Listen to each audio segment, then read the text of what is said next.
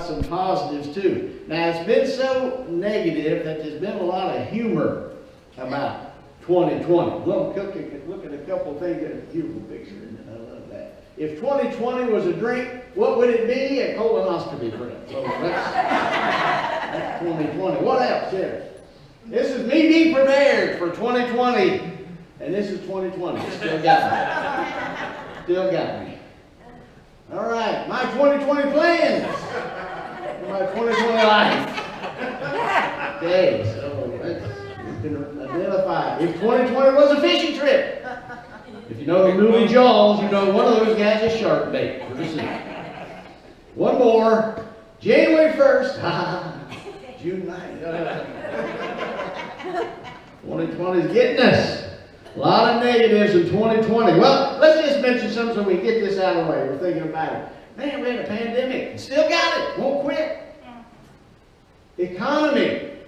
Many lost their jobs, got laid off, and still dealing with that. And then lost a lot of money in the stock market. Civic unrest. Now, we had peaceful protests, and then we had actual riots and burning and a lot of trouble. Election. There's always division in an election time in America. But this is the most divisive election I've seen in my life.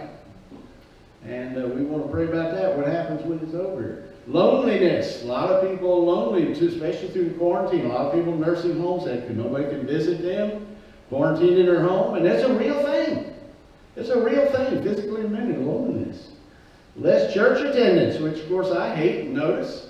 A lot of people now, a lot of younger people said, even if when the COVID goes away, we think we'll just stay home and watch it online, which I do not think is the best. We need to be here for community and worshiping God. The weather. Seems like we've had more hurricanes in the east, more fires in the west. It goes along with 2020. And then how we deal with school. If you have children or grandchildren, do we send them? Do they stay home? Do they go part-time? All of these things are real negative things that have been happening and continue to go on in 2020, which is why I want us to make this month Positive Month. I want us to talk about some positive things because there's a whole lot of good things going on too, and really throughout the history of the world it's always been both.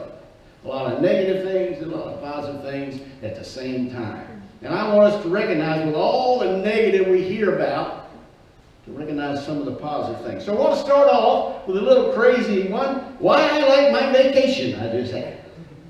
2 weeks ago, Sandy and I went to Western North Carolina, which is East Tennessee and Western North Carolina, two of my most favorite places in the world that I've been. They're so beautiful. And we decided to have a more, not so upbeat. We didn't go to a lot of places. Took it easy more for this COVID vacation. And I want to give you 5 reasons why I like it, but there is a point, besides you seeing some of my vacation pictures, all right? All right. Number 1, the beauty of nature. We went to Western North Carolina, which is, I think, one of the most beautiful places in the world, and saw the beauty of nature. Here's a picture of these falls we went to. We hiked to a couple different falls. I believe this was Dry Falls, which was an unusual name with all that water, Dry Falls, but beautiful. We hiked down there, hiked down behind it, and really the beauty of nature shows the hand of God. We got a verse for that, and there's many of them. The heavens proclaim the glory of God. The skies display His craftsmanship. And it's not just the skies, but it's the trees and the plants and the animals and people. And everywhere you look, wow, how magnificent is God. So I got 3 questions here. Number 1, what does nature show? It shows the glory of God. When we go out and we go into nature, we can see the glory of God. And here's the thing, this was written thousands of years ago, and we know more about nature than we ever knew, and can say even with more awe, wow, look at the glory of God, the one who created this. It couldn't have just happened. I do not believe that this universe just went poof into existence. The more we learn about the complexity of DNA and everything and every law of nature, that the formula and the power of gravity has to be just right, and the power for holding atoms together has to be just right to an amazing degree, the more we say this couldn't just have happened. As a matter of fact, fact, scientists they're nervous about this. The more we learn, so much now they've got a new theory that we just happen to be the right universe. There's a whole lot of universes. Because we see that everything for life has to be just right. And there's a whole bunch of these together, which makes it almost impossible it could have just happened. And so now they say, well, we're just the universe that works out this way. There's a whole lot of universes, which shows they're really grasping for straws. They got nothing. Because there we don't see any universe. We can't see any other universe. It's something to make up completely to try to answer, well, we're just the right universe, just so happened. No, it happened there is one God who made this universe, and He is awesome. Amen. The heavens to show the glory of God. And so, does nature have to have so much beauty? I mean, we saw so much beauty out there in the falls, which were almost to Georgia. I'll give you that. Georgia's pretty good too. But the trees and the mountains, did it have to be so beautiful? And I say, no, why is it so beautiful? Because it's a gift from the God of beauty. He could have made it so that when the chlorophyll left the trees, it was nothing but black. But He made it so it's red, green, yellow, all different kind of colors, and orange. And just like everything else, it's just, He's a God of beauty. He says, here, I want it to be beautiful for you. Because I love you, and I made this great, awesome, magnificent creation. And a God of beauty made it beautiful when it didn't have to be. If it was evolution, according to Darwin and evolution, all that evolution has to do is give us another generation. Where we keep on having offspring. That's what evolution does. Well, this is a whole lot more than that. When we see the beauty of nature. And so what does nature, how is it good for us? And there's a whole lot of ways that being in nature is good for us. It's less stress. With all the stress that goes on, I hated when they closed the state parks during the quarantine. I thought, we need them more than ever. We need less stress and better health. By the way, getting out in the sun, vitamin D is great for you. It even helps stop COVID. Lessons for life.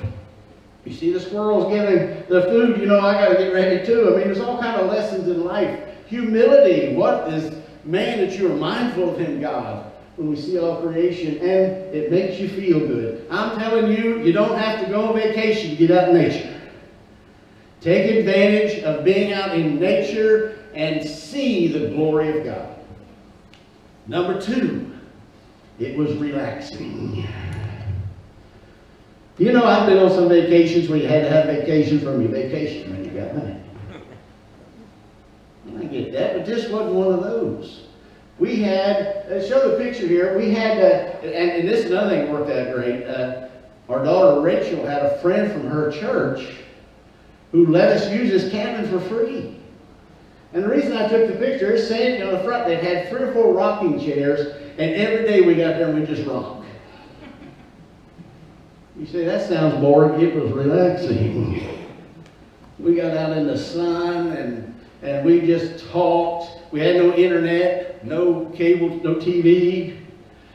My phone didn't pick up. It was great. And it was just relaxing, just sit out there on the porch and rock every day. We did go walk and hike some and see the beauty of nature, but it was, you could sleep in and take a nap. It was relaxing. And you know, that's another thing you don't have to go on vacation for. Let's look at a couple of verses. Then Jesus said, let's go off by ourselves to a quiet place and rest a while. Jesus knew you need that every once in a while to get away. And so I do believe in vacations. Not 52 weeks a year, but every once in a while. But even through the week, every week, you can relax, which is another great verse. Jesus said, the Sabbath was made to meet the needs of people, not the people to meet the requirements of the Sabbath. Now, do you get what he's saying? God didn't just make this rule called a Sabbath for them so he'd make it hard and hope they'd break it and make life hard. No. He made the Sabbath for the people because he knew we needed it. He made us. He knows we need sleep every night and rest one day off from everything else once a week. And you don't have to go on vacation to have that. Matter of fact, you're going to be hurting if you don't get enough sleep and enough rest. You're going to be hard to live with. And it's going to be stressed out, and you're going to be emotionally not where you should be, and sometimes even spiritually where you shouldn't be. This is not an option. It's one of the 10. Take a day off every week, because God gave that to us, for us. He knew we needed it. Don't be, I know sometimes when you just got to work, and if you have to work on Sundays, take another day off, because we need it. I like this, what somebody said about Elijah. At one time in the Bible, Elijah was like, God, I'm mad. Well, he was even more than mad. He was hurt and discouraged and afraid. So God said, here's some food. Why don't you have a nap? So Elijah slept, ate, and decided things weren't so bad. Never underestimate the spiritual power of a nap and a snack. And that's a true story. He was discouraged and wanted to die. And God told him to rest and have some food.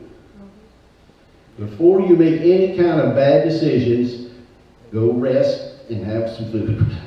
Write that down more. Yeah, we'll all write that down. Because you'll find out a lot of our decisions that we made are bad, we made when we were tired, when we were fatigued, when we were wore out, when we were stressed out. That's when we get like that, that's when we get nasty with other people, we make dumb decisions, and we quit. Relaxing, thank God, is something He gave us to do every week, not just on vacation.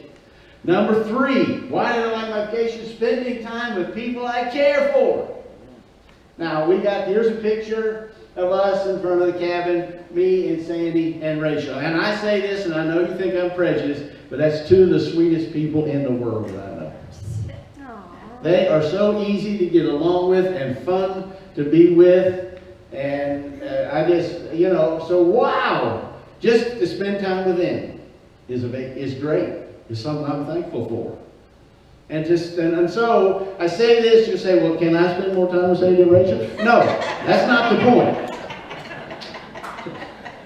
The point is, you can spend time with people you care for, and what a blessing that is. You don't even have to wait a vacation to do that. And we need to make sure we take time to spend. That's an energizing blessing in our life. That God made us to be people.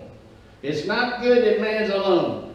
We need other people. That's the way God made us. And He gave us people to be with. And we need to take time with people we care for. And energize our life and make better decisions and serve God. So, isn't life better when you spend time with people you care for? And of course, we all say yes. Yes, it is. Are you thankful for them? And you now say, well, yeah, I am. I hope you are. Your husband or your wife or your mom or your dad or your children or your grandchildren or a good friend or friends here at church, you're thankful, I hope, for them. So, are you telling them that you're thankful for them? Well, I told them about a year and a half ago. And we think that's enough, but you know what? A lot of times what our own brain is telling us, we're not really doing any good for anybody. We're not even helping our own family. Sometimes I'm such a knothead, I'm not helping anybody. I'll get away from everybody. And all it takes is one person to come say, oh, I'm thankful for you. You're an encouragement to me. You're a blessing to me. Oh, okay. I guess it's all right. We need that. So don't hold back thanks and encouragement and like it's something you got to dole out that's going to cost you money. Give that thanks. Give that encouragement. Take time. This is something we don't have to wait for vacation. It's something positive in our life that God has given us. People we care for to spend time with. All right, 4. A reminder of God's blessings in the past. Now this turned out, why this was because where this vacation was. I used to live in western North Carolina. So Rachel went home at the end of the week, and Sandy and I went for the weekend to the old county where I lived when I was young, junior high age, that kind of thing. This is a picture of me, and this is the farm we lived on. We had this small farm, 35 acres, but this is a barn where I milked the cows twice every day, and so there was some work, to it, but we had more fun on that farm. And I want to say this about that time in my life. is some of the hardest time in my life and some of the best time in my life at the same time. So I choose to go back and say, thank you, God, for what you did and brought me through that. And the blessings and the fun that we had and how you were there even in the hardest time in my life. And this points to that, this next picture. We went to church on Sunday, in the church where I first heard the gospel. At age 13, because I was not raised up in church, I went to a church service, and the first time I heard that Jesus died for me, that he loved me, wanted to forgive me, I could be forgiven, my life changed, I could go to heaven. First time I ever heard that was at this church, Little Country Church, New Home Free Will Baptist in Piney Creek, out in the middle of the country. This is the man, Mr. Sturgill, who invited my mom to church all those years ago. And she got saved. And that turned the whole direction of our whole family around. Because this man invited my mom, and she got saved. We moved to Maryland, where all three of us boys were saved, where my father was saved right before he died, where now we raised our grandchildren up to serve Jesus. Because this man, Mr. Sturgill, still serving God in his 80s, invited her to church. Don't underestimate what God can do through you. Right when somebody needs a word of encouragement, you can give it. They need a prayer, and you don't know what that prayer did in their life. When you mention what God did for you, or give a good piece of advice, or invite somebody to church, you don't know how God is going to use that to not just change their life, but to change a whole other bunch of lives. God wants to work through us. And this vacation was a reminder of that, of God's blessings in the past. In that time, which was the hardest time in my life, we started on a path to God. And I'm telling you, 2020 has been a hard time with a lot of people, but we can still see God's blessings. Now he is working in our life and wants to reach people. I would think that people now ought to be thinking about serious things like life and death. And is there a God? What's he want out of me? And we're here to speak for him. Don't waste this. Use what God has given you and opportunities that God has given us. And that God is still working. God is still working. And I say that because when I left North Carolina to move to Maryland, most of my dad's family, that's where my dad's family from, the Atwoods in this county, North Carolina, were not Christians, didn't go to church. And when I go back now and see them, how one by one over the years they have come to Christ and are in church and they're serving God. Wow, that is great to see God working.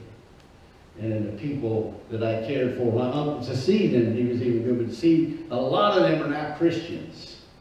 And God working in their lives. And also, the last person I saw before we come back was, I don't want to forget this verse. My Father is always working. And I am too. So am I, Jesus said. I guarantee you, God has not quit working in 2020. He's not quit working in America. He is always working. He's working now. And he wants to do more things in our lives. And great things, by the way, are happening all over, and people turning to Christ all over the world. So don't think because it ain't happening in your family, it ain't happening, because it is. So here's the picture I want to show. This was my best friend in junior high when I lived in North Carolina, Bobby. And I went to see, when I was trying to see where he used to live, I stopped by and here was an older guy there. And I stopped by to see this older guy. And I said, do you know where Bobby Evans lives? And he said, well, yeah, I do, but who wants to know? And I said, well, I'm Richard Atwood. And Richard, it's Larry. It was Bobby's brother. And we immediately hugged. Now, we never hugged in junior high. But we both wanted to, we're old friends getting back together. And I couldn't understand why he was an old guy and I wasn't. But anyhow. So he told me where Bobby lived. And Bobby was my best friend. We just got along so great. And went to see Bobby and his wife and heard his story. we were not Christians, of course, when I lived there. I went back my senior year, and he told me a story I didn't know anything about. When I went back my senior year, we got together, we planned that. He was ready to party that night. He said, I got some booze, I had some gals lined up, I had some things lined up, what we're going to do. And we got back together, and I told him, I'm a Christian now. I got saved, I'm a Christian. And he said, oh. So he didn't tell me about his plans for that night. Until this trip, he told me that his plans had to change because I changed what God did in my life. So he was not a Christian, but the good news is God worked in his life, and Bobby's a Christian now, and his wife. And he told me an interesting story. He got in a motorcycle wreck, I don't know, 2 or 3 months ago, a few months ago, and I think was clinically dead. It killed him, basically, but he was brought back to life. He's and serving God still. And he told me some of his story. They had one child and then couldn't have any more. And they were at church, and these foster kids there, somebody else had his foster kids, always come sit on his lap. And then they said, well, this is our last day here. And he said, why? He said, well, they can't foster them, we got to go to the home. Now, I don't have anything wrong with homes that take care of children, but it's like God spoke to them, you take care of those boys. So they fostered and then adopted and raised those boys. So Bobby said, so I then said again, we raised our daughter, now we've raised these two, we finally got the empty nest, we can relax. And then at church, they saw a couple more kids. And they raised them. And then Bobby said, and now he's my age, and he said, well, finally, after 5 kids, we can relax. And they saw 2 more boys. And he said they hollered in there and they came out. One of them was like 9, I don't know, and the other maybe 13. Now they're raising 2 more and teaching about Jesus. Because God is always working. Don't forget that. And you don't have to have a vacation. And here's the point of my whole sermon and really the whole month. There are a lot of good things happening, even when bad things are happening. And that's what I want us to remember. With God, all things are possible, and He is doing things all the time. Let's not forget that. God, use us. Let's bow our heads for prayer.